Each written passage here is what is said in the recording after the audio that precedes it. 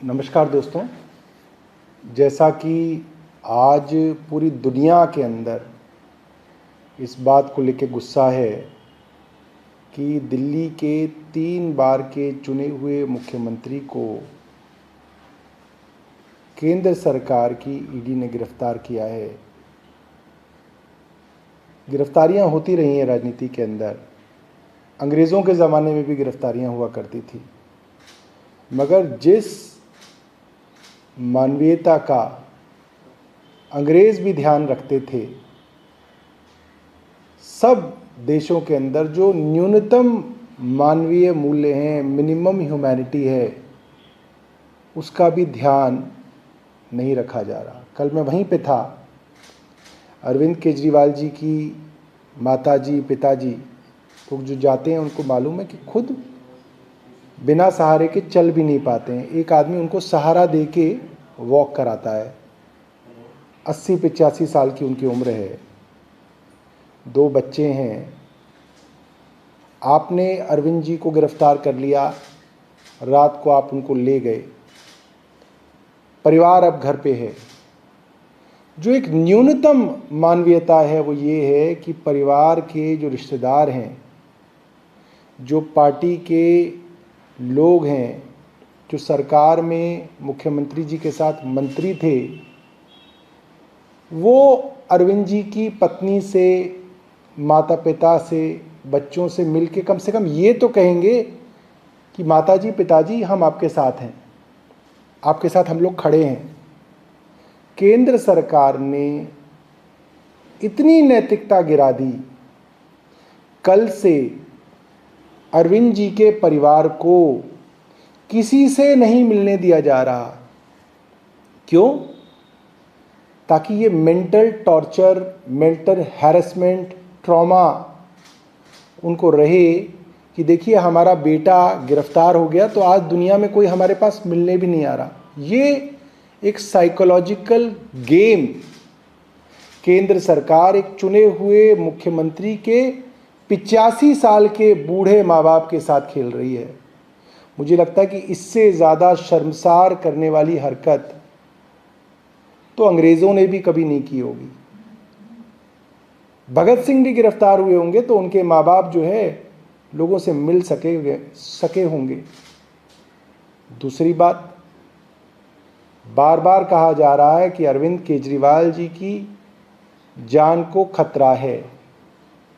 जो सरकार गैर कानूनी तरीके से बिना सबूतों के उनको गिरफ्तार कर सकती है, वहाँ अरविंद केजरीवाल जी की जान को खतरा है।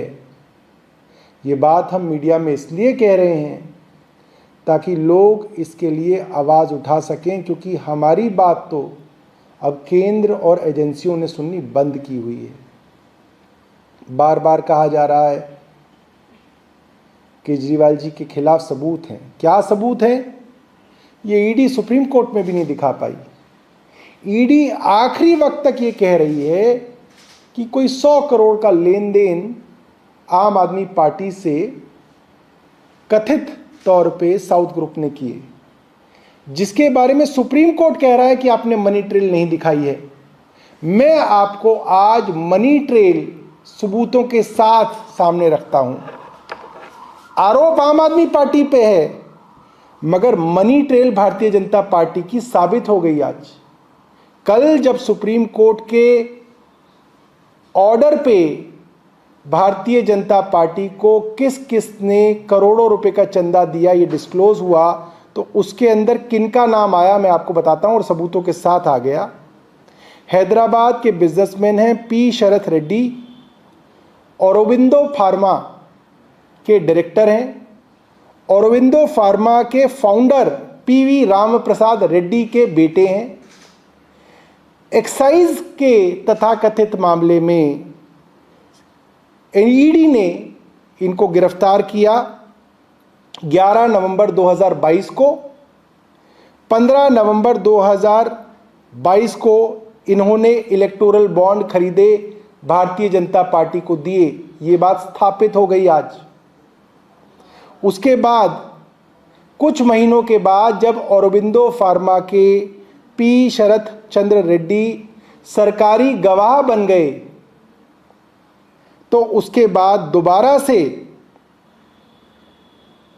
21 नवंबर 2022 को वो सरकारी गवाह बने और उसके बाद ही,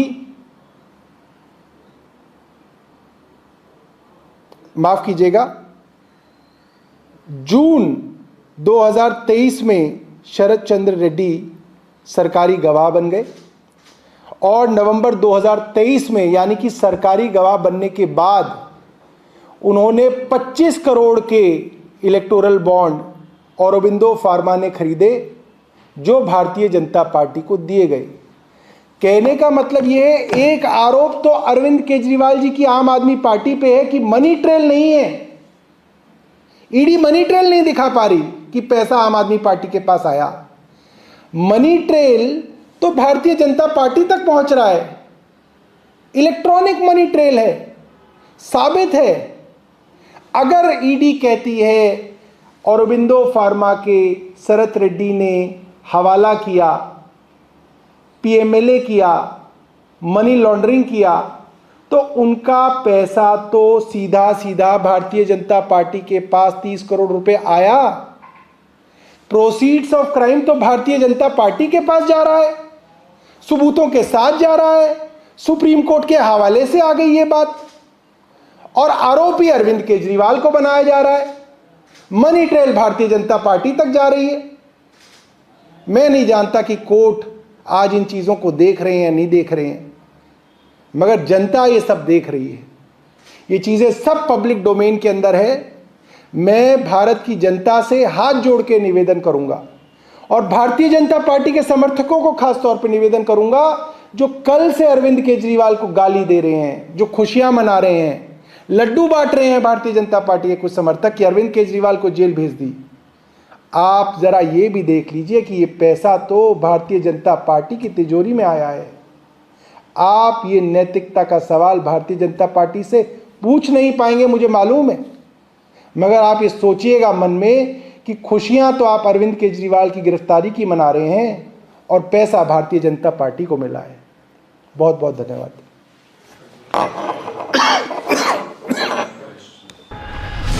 Stay ahead with our cutting-edge news app. Instantly access the latest shorts in just 1 minute and breaking news in just 50 words. Download now for a smarter, faster news experience.